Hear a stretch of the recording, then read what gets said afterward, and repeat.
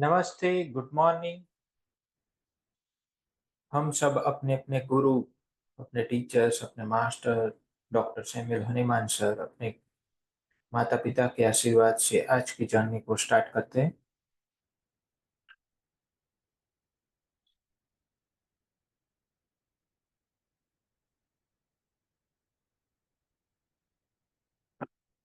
हम ऑर्गेनॉन में drug proving के पार्ट को समझ रहे हैं। That is our second point in the journey of cure of the patient. Aphorism number 133. On experiencing any particular sensation from the medicine, it is useful, indeed necessary, in order to determine the exact character of the symptom, to assume various positions while it lasts, and to observe whether, by moving the part affected, by walking in the room or the open air, by standing, sitting, or lying, the symptom is increased, diminished, or removed, and whether it returns on again assuming the position in which it was first observed, whether it is altered by eating or drinking, or by any other condition, or by speaking, coughing, sneezing, or any other action of the body, and at the same time to note at what time of the day or night it usually occurs in the most marked manner, whereby what is peculiar to and characteristic of each symptom will become apparent। यानी कि जब भी हम किसी दवाई को prove करते हो, तब हमें उस सिम्पटम का एग्जैक्ट कैरेक्टर किस तरीके का है वो डिटरमाइन करने के लिए हमें उसकी एग्रावेटिंग एंड एमिलोरेटिंग फैक्टर को हमें जानना होगा, नोट डाउन करना होगा, जिससे हर एक सिम्पटम की पिक्यूलियरिटी या फिर कैरेक्टरिस्टिक अपेरेंट हो जाती। तो ये हमें ध्यान में रखना और ऐसा हमें केस में भी करना होगा कि भाई कौन सी मॉडालिटी है, कौन सी एग्रावेशन और एमिलियोरेटिंग फैक्टर है जो पेशेंट को अफेक्ट कर रहे हैं, उसके सिम्टम को कम कर रहे या फिर बढ़ा रहे। 134. All external influences and more especially medicines possess the property of producing in the health of the living organism a particular kind of alteration peculiar to themselves। जो भी एक्सटर्नल इन्फ्लुएंसेस है या फिर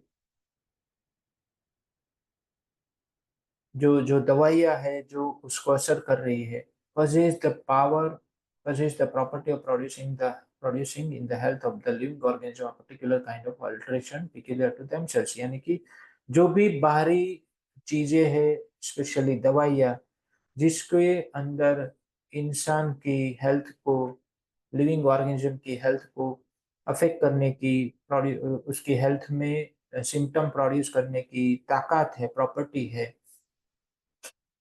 वो उसके उसकी उसके अंदर की जो ताकत है उसके जैसी ही पिक्यूलियरिटी में वो सिम्टम्स को प्रोड्यूस कर रहा है। But all the symptoms peculiar to a medicine do not appear in one person. लेकिन सभी पिक्यूलियरिटी जो एक दवाई में है वो एक पर्सन में अपीयर नहीं होती, नॉर ऑल एट वंस, ना ही एक साथ सब कुछ आ जाता है, nor in the same experiment, ना ही उसी सेम प्रूविंग में ये सब आता है। But some occur in one person chiefly at one time, others again during the second और थर्ड ट्रायल। तो किसी में एक बार में आ गया, किसी को किसी दूसरे बंदे में दूसरी बार में आया, किसी तीसरे बंदे में तीसरी बार में ये सिम्टम आया। ऐसा होता है drug proving. In another person some other symptoms appear. को एक पर्सन में जो सिम्टम आए वो दूसरे में नहीं है, दूसरे में कोई और सिम्टम आ गए। But in such a manner that probably some of the phenomena are observed in the fourth, eighth और 10th person। लेकिन कुछ ऐसे फिनोमिना है जो चौथे, आठवें, 10वें पर्सन में वही रिपीट होते हुए देखे गए, which which had already appeared in the second, sixth और ninth person and so on। कि जो ऑलरेडी दूसरे, छठे और नौवे पर्सन में भी और काफी और पर्सन में हमें मिला, वैसे सिम्टम चौथे, आठवें, 10वें पर्सन में भी मिला। Moreover they may not recur at the same hour. और उससे भी ज्यादा कि सेम आवर में वो रिकरिंग नहीं होते थे, यानी कि जो टाइम मोडालिटी की जो होती है, वो टाइम मोडालिटी की वैल्यू काफी कम हो जाती है। जब प्रिस्क्रिप्शन की बात आती है तब प्रिस्क्रिप्शन में टाइम मोडालिटी की उतनी इंपॉर्टेंस नहीं होती। ये हमें सीखने को मिलता है बॉर्निंग हुसैन सर की जो उसने कैरेक्टरिस्टिक्स को इवेल्युएट करने के लिए जो उन्होंने 7 एक्सिम्स दिए हैं, उसमें से सबसे लास्ट में आता है टाइम मोडालिटी। यानी कि वो काफी उतना इम्पोर्टेंट नहीं है जितना हम जब बीएचएमएस करते होते हैं तब एज अ स्टूडेंट हमारे लिए जितना ही वो इम्पोर्टेंट बात हो जाती है, वैसा इम्पोर्टेंस उसका नहीं है। तो यहाँ पर मैं आपका ध्यान खींचना चाहूंगा कि यहाँ पर हमने देखा कि एक पर्सन में एक टाइम में जो सिम्टम आ जाता है, दूसरे पर्सन में दूसरे टाइम में या तीसरी बार में वो सिम्टम, दूसरे या तीसरे डोज में वो सिम्टम आता है। तो माय डियर फ्रेंड्स, ये यहाँ पर मैं हम जब परसेप्शन से पेशेंट को अंडरस्टैंड करते हैं तो कोई पर्सन में ये परसेप्शन, कोई एक परसेप्शन कोर में होता है, उसके ऊपर दूसरा परसेप्शन, फिर तीसरा परसेप्शन होता है। तो कोई में हमें दूसरा परसेप्शन मिलता है, किसी में कोर मिल जाता है, एक बार में कोर मिलता है या फिर 2 बार हम हिस्ट्री ले तो कोर मिलता है। तो ऐसी वैरायटी हमें इसमें पेशेंट में भी मिलती है कि किसी के अंदर वर्थलेस कोर है तो किसी के अंदर स्मॉलर कोर है, किसी के लिए डूम कोर है तो किसी के लिए 4 सेकंड कोर है। तो ये सब कुछ ऐसे डिफरेंट डिफरेंट तरीके से मिलता रहता है, क्योंकि that is a individuality of the homeopathy, that is a individualisation of homeopathy. क्योंकि हर एक पेशेंट डिफरेंट है, हमें हर एक पेशेंट को एक डिफरेंट एंगल से, एक उसके तरीके से, उसकी खुद के तरीके से ओन जो उसकी पिक्युलरिटी है उसके हिसाब से हमें उसकी लाइफ को समझना है। 135 aphorism. The wall of the elements of disease a medicine is capable of producing can only be brought to anything like completeness by numerous observations on suitable persons of both sexes and of various constitutions. We can only be assured that a medicine has been thoroughly proved in regard to the morbid states it can produce, that is to say, in regard to its pure powers of altering the health of man, when subsequent experimenters can notice little of a novel character from its action and almost always only the same symptoms as had been already observed by others. जो बीमारी के सभी elements है, वो medicine जो produce करने की क्षमता रखती है, वो किसी एक ऑब्जर्वेशन से नहीं आता, वो नंबरस ऑब्जर्वेशन से कंप्लीट होता है। Suitable persons of both sexes various constitution के ऊपर प्रूव होता है, तब जाके उसकी कंप्लीटनेस आती है। We can only be assured, हम तभी ही एश्योर होते हैं जब दवाई पूरी तरह से प्रूव हो जाए, सभी एस्पेक्ट में, सभी मॉर्बिड फिनोमिना जो वो प्रूव प्रोड्यूस करने के लिए सक्षम है, कैपेबल है, वो सब प्रोड्यूस हो जाए, तभी हम उसको अच्छी तरीके की प्रूविंग कहते हैं। यानी कि उसकी सभी तरीके की प्रूविंग हमें हर एक टाइप के कॉन्स्टिट्यूशन में बोथ सेक्सेस में करना है।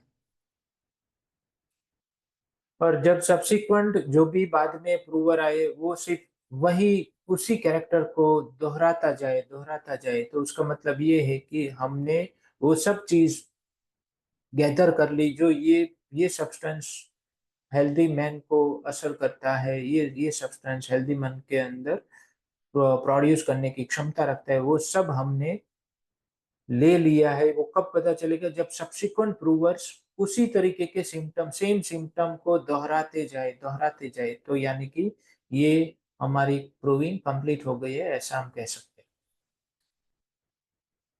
136 although as has been said of medicine, बराबर। अब हम उसकी पूर्णाहुति की ओर चल पड़े, इसलिए अब इस तरीके के एफोरिज्म आ रहे हैं। Although, as has been said, a medicine, on being proved on healthy subjects, cannot develop in one person all the alterations of health it is capable of causing.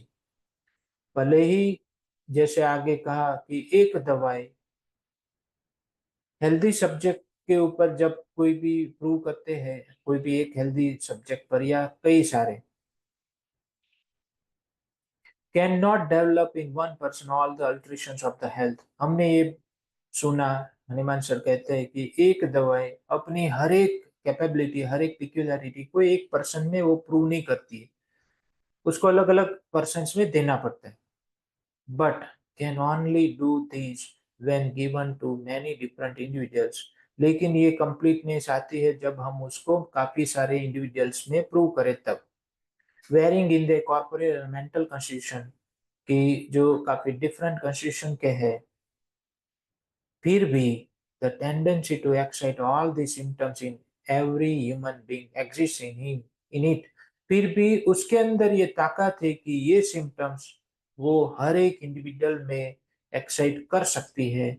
उसके अंदर जब ऐसे सिम्टम हो तो हम वो दवाई देंगे तो उसके वही सिम्टम एग्रावेट होंगे, जिसको हम कहते हैं होम्योपैथिक एग्रावेशन। तो उसके अंदर ये ताकत है कि हर एक कॉन्स्टिट्यूशन को वो दवाई असर कर सकती है, जो उसके अंदर वो वर्च्यू है। According to an eternal and immutable law of nature, ये एक ऐसा लॉ है नेचर का जो शाश्वत है, जो कभी चुप नहीं बैठता। By virtue of which all it's effects, even those that are but rarely developed in the healthy person, ये इस गुण के साथ which all its effects, उसकी जो असर है, इस इस असर को ये जो इफेक्ट्स आ रही है ह्यूमन बॉडी में, उसकी जो ये वर्च्यू है, even those that are but rarely develop in, even जो हेल्दी इंडिविजुअल में काफी रेयरली, काफी कम प्रूवर में देखा गया वो इफेक्ट भी, जब हम पेशेंट को उस इफेक्ट के साथ दवाई देते हैं तो इफेक्ट आती है, are brought into operation in the case of every individual if administered to him when he is in a morbid state। जब भी कोई इस तरीके से बीमार पड़ेगा, जो दवाई की ताकत है, उस ताकत के लिए जब हम दवाई देंगे उस डिजीज के साथ, पेशेंट के उस कंडीशन में जो सिम्टम हम मिल रहे हैं उसके लिए हम जब दवाई देंगे तो वो दवाई काम करेगी। Presenting similar symptoms, it then, even in the smallest dose, being homeopathically selected, silently produces in the patient an artificial state closely resembling the natural disease, which rapidly and permanently homeopathically frees and cures him of his original malady। जैसे ही हम दवाई देंगे तो फिर वो smallest dose में होगा, smallest dose में ही हमें हम देते, बीइंग होम्योपैथिकली सिलेक्टेड है, इसलिए वो साइलेंटली एक ऐसा डिजीज प्रोड्यूस करेगा, आर्टिफिशियल डिजीज जो हूबहू नेचुरल डिजीज जैसा हो, और इससे natural disease rapidly permanently homeopathically free हो जाता है, बॉडी इससे फ्री हो जाती है, क्योर हो जाता है ये ओरिजिनल मेलेडी। और जो आर्टिफिशियल डिजीज प्रोड्यूस होगा वो हमारी स्मॉलेस्ट डोज की वजह से वो तुरंत हट जाता है। फिर वाइटल फोर्स का रिएक्शन आता है, वो उतना ही आता है जितना हेल्दी स्टेट को इस्टेब्लिश करने के लिए चाहिए। तो आज के लिए हम यहाँ रखते हैं हमारे सेशन को, कल फिर से हम आगे की जर्नी को लेके जाएंगे। तब तक के लिए thank you, goodbye, take care, love you all.